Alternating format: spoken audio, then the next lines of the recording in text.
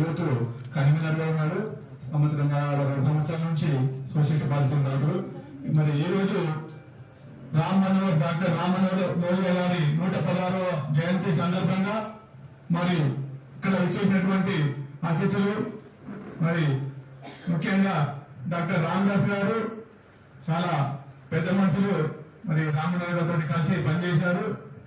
వాళ్ళతో పాటు మన సోషలిస్ట్ పార్టీ అధ్యక్షులు సుభద్రెడ్డి గారు, అలాగే మన సీనియర్ అడ్వకేట్ నాగల సీనన్న గారు, అలాగే ప్రొఫెసర్ బాలకృష్ణ గారు, మన సోషలిస్ట్ పార్టీ మహిళా కన్వీనర్ లీలా గారు, మన ప్రజల్ ఖాన్ గారు, రాజు గారు, ప్రవీణ్ గారు, మరి పాట మహేష్ గారు, వాళ్ళతో పాటు ఇక్కడికి వచ్చినటువంటి ప్రతి ఒక్కరికి నమస్కారం తెలియజేస్తూ ఈ రోజు మనం ఒక సోషలిస్ట్ భావాలతో పనిచేస్తున్నాం.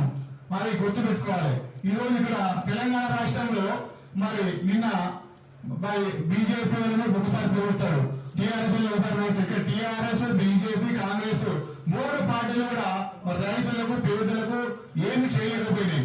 3 అయిపోయి. అదే మనం గుర్తుపెట్టుకుని మన సోషలిస్ట్ పార్టీని, మన సోషలిస్ట్ ఉన్న భావజాలన్నీ తీసుకుపోయి మనము ముందు తీసుకెళ్ళాలని ఇక్కడ కొన్ని మరి గుర్తు పెట్టుకోవాలి. ఏంటంటే మన మూకుమ్మడిగా ఒక 15, 20, 30 మందిని ఎక్కడ పోయినా ఒక ధర్నా అనేది నిర్వహించాలి. మన రామనాథ్ ఏం చెప్పారంటే మనము సోషలిస్ట్ అంటే ఈక్వాలిటీ, క్యాస్ట్ ఈక్వాలిటీ చెప్పారు. మనం క్యాస్ట్ ఈక్వాలిటీ ఎక్కడ పాటిస్తున్నదండి? ఎవరైతే కొంతమంది బ్రాహ్మణులు ఇందాక చెప్పినట్టు వాళ్ళే ప్రచారం నడుస్తున్నారు కొన్ని పార్టీలలో కొంతమంది రెడ్డిలు పాటిస్తున్నారు, కొంతమంది ఇంకో వేరే విధంగా క్యాస్ట్ క్యాస్ట్లెస్ ఇండియా అనేది మరి లోహియా చెప్పినట్టు ఎక్కడ పాటించడం లేదు. అలాగే ఫైనాన్షియల్ ఈక్వాలిటీస్ కూడా ఎక్కడ లేవు. ఉండేవాడేమో కోట్లు పరిగెట్టిండు, మరి లేవుడేమో ఇక్కడ ఏమి లేకుండా ఉన్నాడు.